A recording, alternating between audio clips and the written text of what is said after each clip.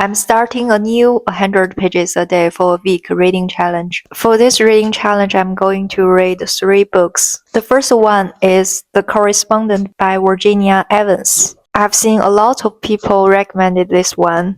I only know it's about letters, but I really like the cover. Those 2 birds are beautiful. The second book is a short classic, A Man's in the Country by J.L. Carr. Here is a little description of the book. Tom Birkin, a veteran of the Great War and a broken marriage, arrives in the remote Yorkshire to restore a recently discovered medieval mural in the local church. Living in the bell tower and surrounded by the resplendent countryside of high summer, Birkin works each day, blah blah blah. But summer ends and Birkin must leave. Reflecting on the passage of time and the power of art, he finds solace in memories for what has been lost. So this is the second book.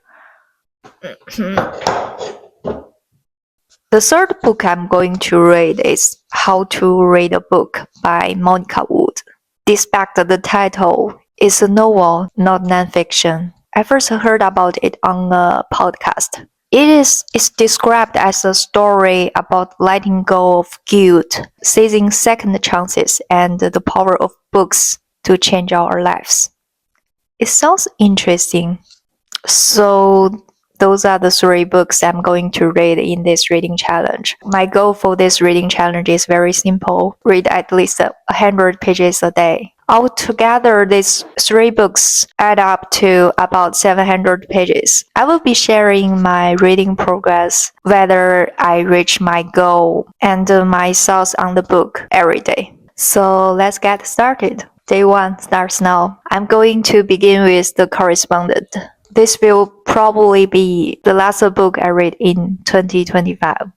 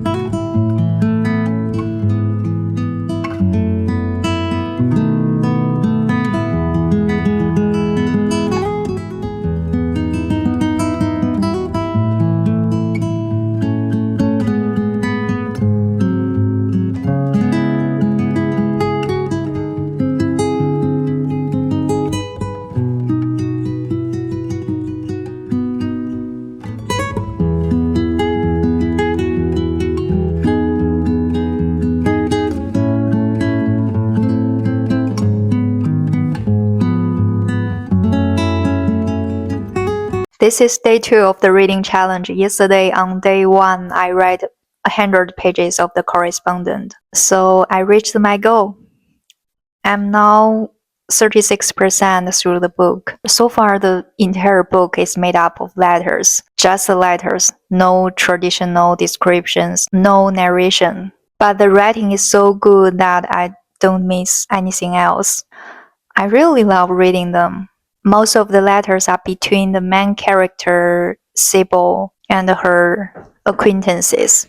Some letters are between her children. There are also some letters between Sybil and John Didion. Sybil is in her 70s. She studied law and used to work for a judge. Most of her life seems to revolve around writing and responding to letters. She clearly prefers handwritten letters, though some of the correspondence is done through email. And she also loves reading. Through these simple letters, you can really see what an interesting person Sibyl is. Some letters are warm, some are full of wisdom about life, some are humorous, and some are sharp or even mean, usually in response to someone else being mean at first. I already love this book, so I will keep reading.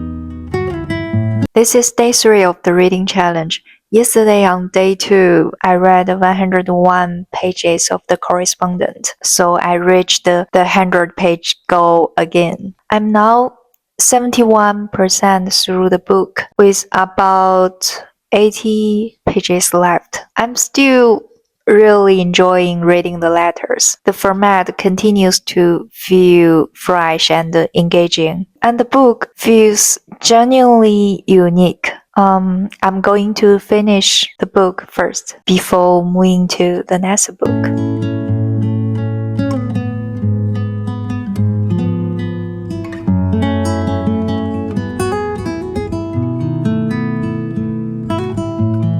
I finished reading The Correspondent by Virginia Evans. The book is so good. Reading this book feels warm and deeply interesting. I love it so much. It's my favorite book of the year.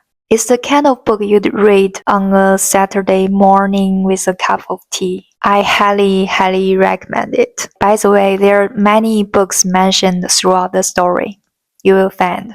And I'm going to start my next book, A Month in the Country by J.L. Carr. It's day 4 of the reading challenge. Yesterday on day 3, I read 81 pages of The Correspondent, and then I started A Month in the Country by J.L. Carr. I read 25 pages, so overall I reached my 100-page goal. A Month in the Country was shortlisted for the Booker Prize, and it was also made into a film called Fine Gentleman from London. I learned this from the introduction. It's a very short book. I have about 100 pages left, so my plan today is to finish it first. Today is December 30th, which means tomorrow is the last day of 2025. So this book, A Month in the Country, will most likely be the last book I finish this year. What are you reading? Let me know in the comments.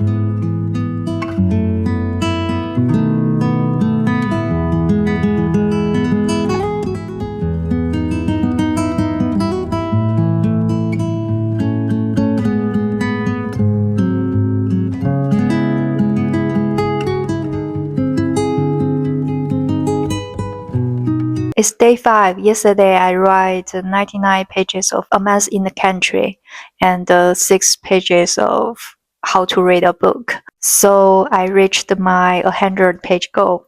I finished A Month in the Country by J.L. Carr. Unfortunately, I didn't find this book very interesting. It follows Birkin as he works in a church, carefully uncovering and cleaning a painting on the wall. While he's working high up, my cat is there.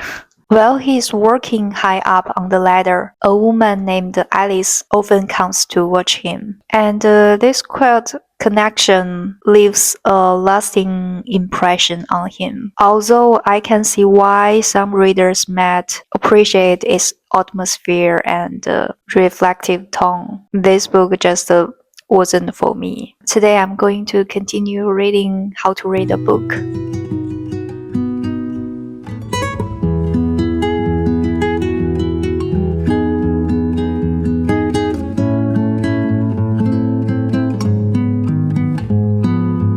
This is day 6 of the reading challenge. Yesterday on day 5, I didn't reach the 100-page goal. I read 76 pages of How to Read a Book by Monica Wood. I'm now 32% through the book. So far, the story doesn't have much connection with the title How to Read a Book. There are 3 main characters: Violet, who is a prisoner. Harriet is a woman in her 60s who used to be a teacher but now runs a book club in the prison. And Violet is one of the members. The third character is Frank. He's a handyman who works in a bookstore. The story moves between these 3 characters. Reading this book feels a bit like watching a drama unfold. It has a feeling of being a warm, comforting story, but I'm not completely sure yet. I will keep reading and see how it develops.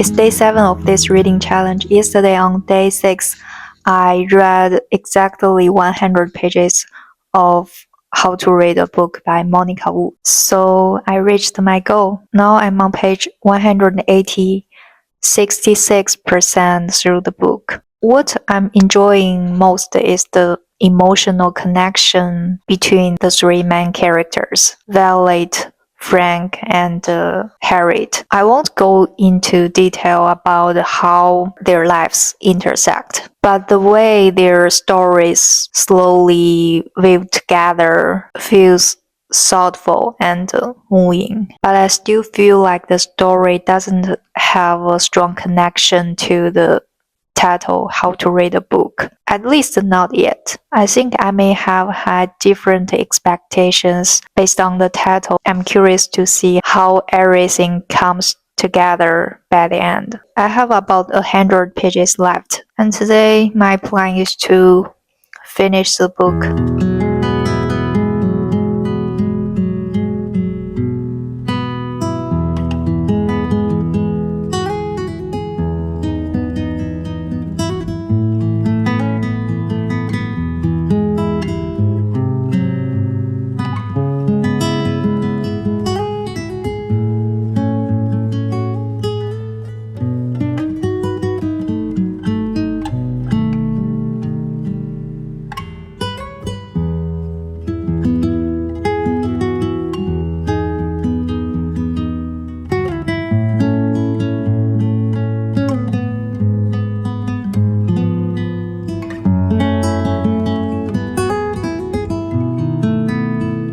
Yesterday on day 7, I read 100 pages and finished the How to Read a Book by Monica Wood.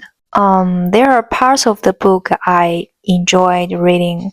For example, Harriet and Frank, both in their 60s, and the kindness they showed toward Violet felt genuinely moving. I also find the emotional connection between Violet and the birds very touching.